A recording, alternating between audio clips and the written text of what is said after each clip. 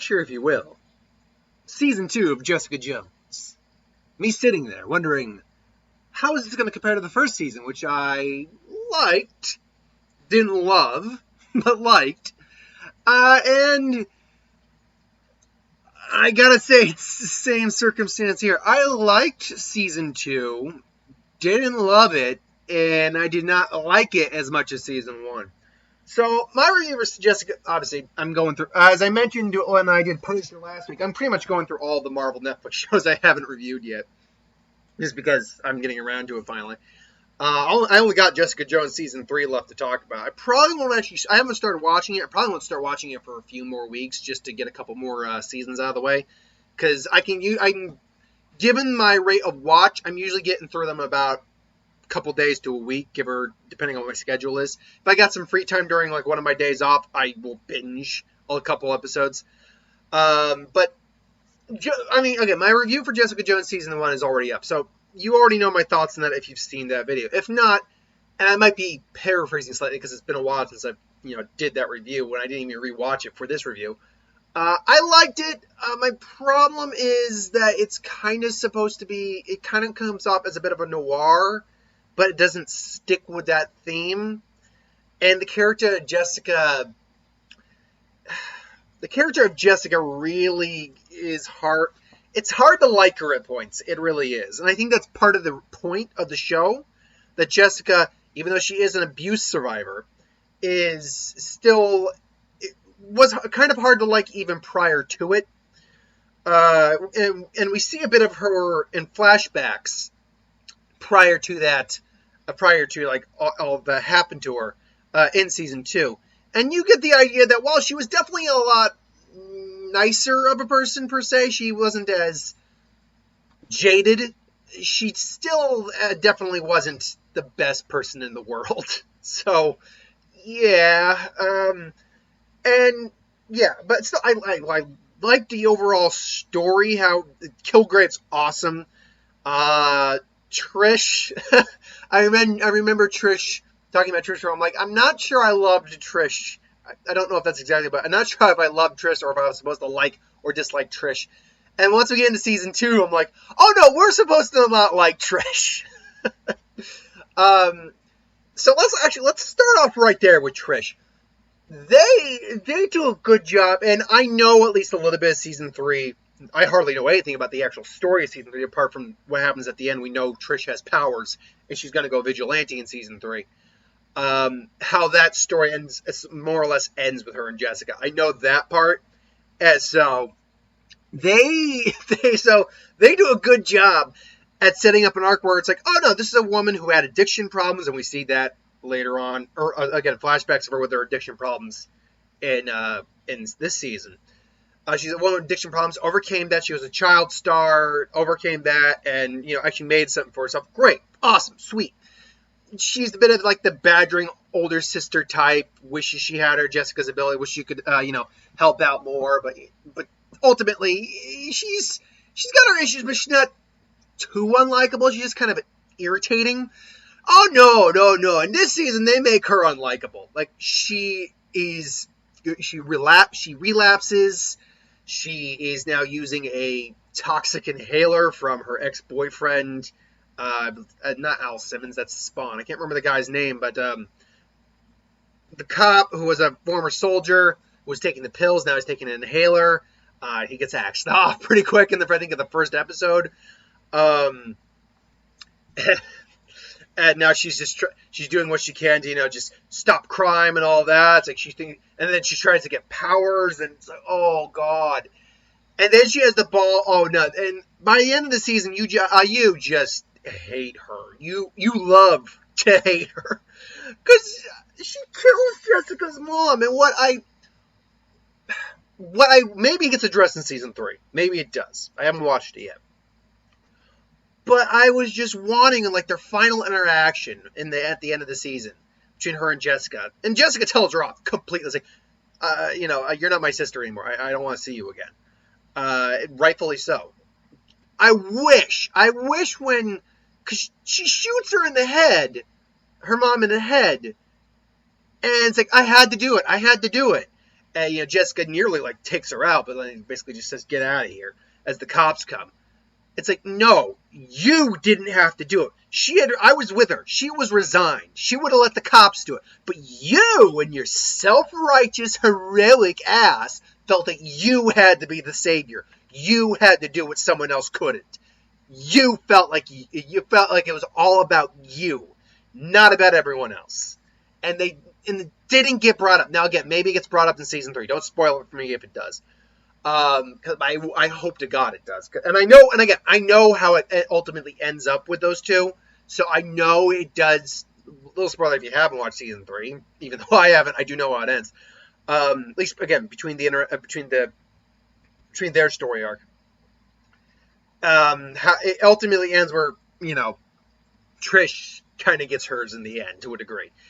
But yeah, I just wish it had gone farther with that. She calls Jessica a freaking coward, for not doing more with her abilities, and it's like, bitch, she didn't ask for you were asking for the abilities like a spoiled little self-entitled twat, and she did not. She lost her parents, she lost her brother, she lost her family, and she got these freaky powers in return that she did not want or ask for. And you have the gall to call her a coward? Piss off. Oh, God. And now, again, I really hate I really grew to hate the character. Rightfully so, I feel. I feel that's the point, that we were supposed to grow to hate the character. So, in that sense, they handle that well. The subplot with the guy and his kid, like their neighbor, and he's like a forger on parole or something like that. And Jessica's hooking up with him, and I don't know if that's going to carry over. Like, they got a relationship going into season 3. They clearly have at least something going on at the end of this season. I don't really. It's fine. He had like his little prejudice against supers, but then she saves his kid. It's all good. Okay. I'll admit the Hogarth thing. I wasn't really big on the whole Hogarth thing. It was like, okay, this is subplot C or D, and it's just, it's whatever. I feel like Hogarth's character, and I keep wanting to call her Trinity too, because I don't remember the actress' name, but I keep wanting to call her Trinity. I feel like Hogarth's story worked better in the first season. The fact that we still have to give her more story in this season, she's sick. Okay, she's pretty much got an incurable disease, but she can get treatment and all that stuff. The fact that we had to continue with a story for her that we know, Nelson.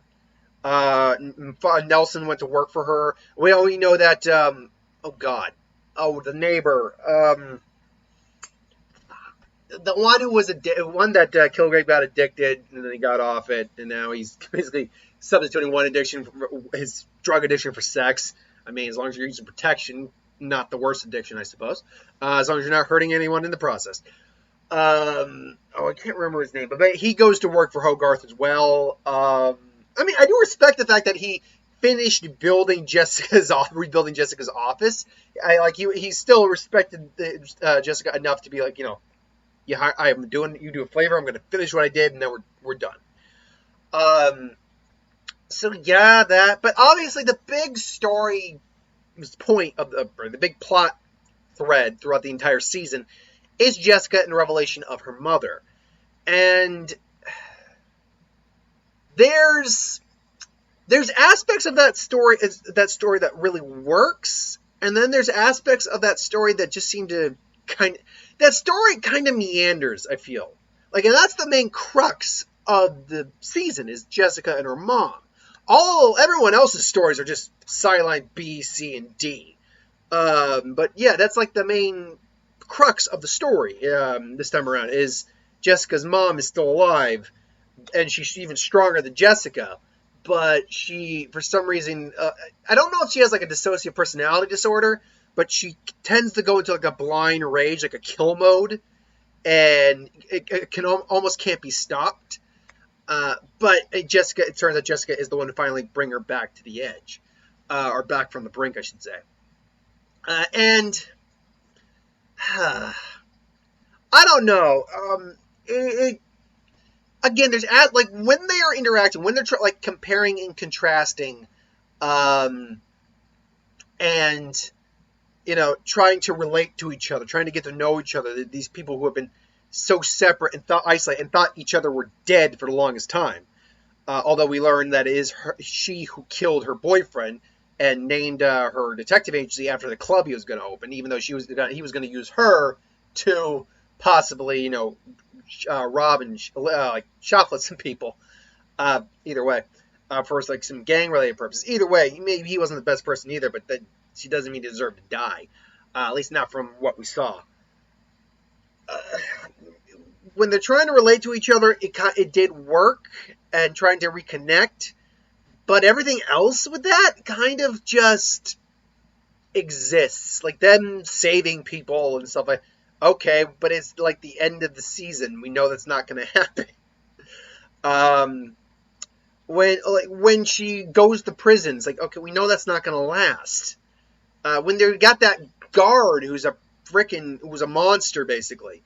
Who was basically like used, like hunted, like he was a hunter. He thought his inmates as trophies when he finally like got it and killed them.